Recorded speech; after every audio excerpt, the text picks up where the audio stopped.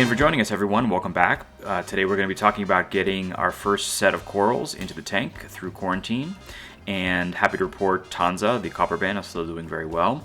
She's exploring her new digs, and it's kind of fun to see her try to pick off whatever she can from this maricultured live rock we put in the tank to help with the initial biodiversity and cycle of the mostly dead rock that we have for the aquascape. So she's doing well and just really enjoying this fish. So initially we're just going to add some zoas to get the zoa wall started, and then some rorquia as well. Just some easy soft corals to get things started. And when I order corals online, the first thing I do is set up a camera and document the time. So there's a record of when I'm opening up the box, and so the vendor knows that they haven't sat up on the doorstep for hours and hours and hours. And then just do a continuous shot of opening up the box and documenting the condition of the corals, and especially the temperature of the corals as they arrive. And so if the corals are damaged, if there was a leak in a bag, or if the corals come in too hot or too cold, there's essentially an irrefutable record that you can send to the vendor to help with a claim, or just kind of keep everyone honest. So this box is from Cherry Corals, and I really like them as a coral vendor. They have essentially a toggle switch on their site that you can filter the corals and only view aquacultured corals. And we're only going to be adding aquacultured or maricultured corals to this tank, no wild corals at all. And it's just a really good feature that I appreciate from a vendor. There's good transparency, and you don't always get that when you buy corals online. And then I'm also buying some corals from eBay, and there are a couple of good sellers on eBay that are essentially hobbyists that sell corals online. And you know, it's nice to support the smaller vendors. And since they're more like hobbyists, you tend to get, I think, a little bit better pricing and a little bit better service, I think, too.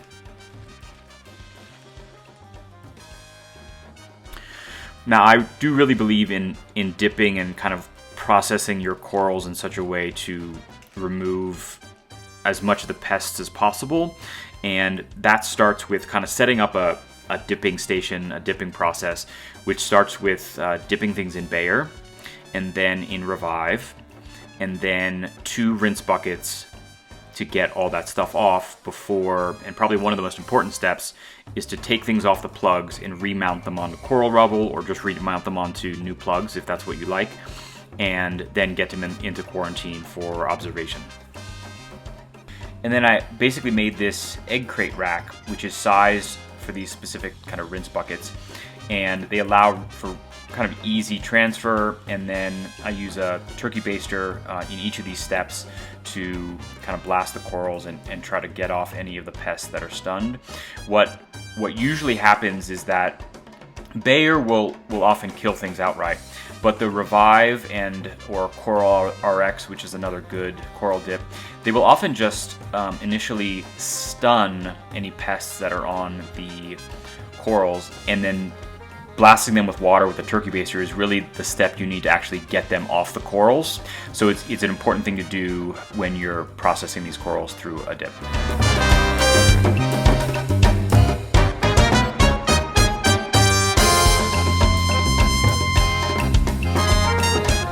So after the Bayer and then the Revive, they will then go into these 2 final rinses to get all that stuff off of them, and they'll just hang out there while I remount them to new plugs, or I usually use coral rubble since it looks a little bit more natural in the tank.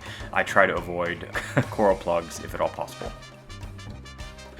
I will also sometimes put iodine in this second to last rinse step, especially for things like Euphilia, just as a hedge against brown jelly disease or other bacterial infections that Euphilia can be prone to.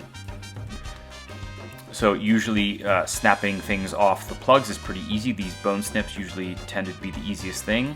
And even mushrooms you can get off of plugs usually, because they're usually mounted with, you know, a dollop of super glue, and they haven't attached to the plugs yet. And so you can pop them off and just get that super glue on, and then remount them to coral rubble as well.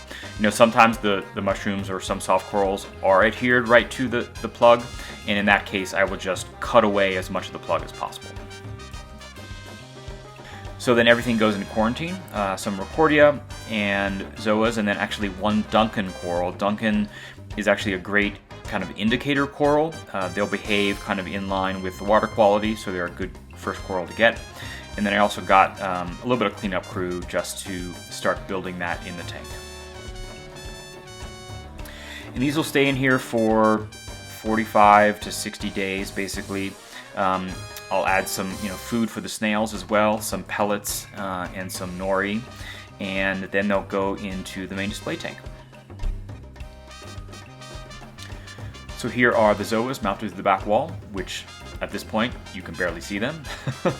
And then the Recordia just kind of on a Recordia island on the other side of the tank there.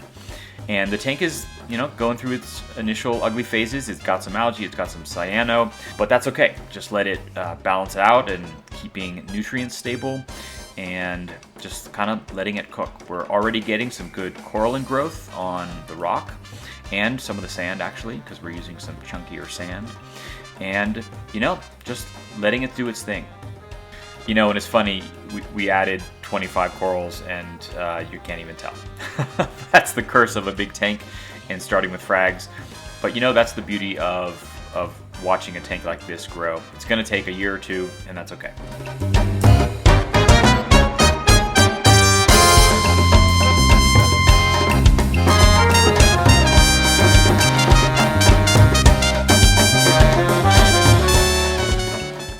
So that's it for this update. Thanks for stopping by. Next time we'll have adding the Tang Gang, adding some just stunning fish to start to do some work in the tank. So until then, see you next time, guys.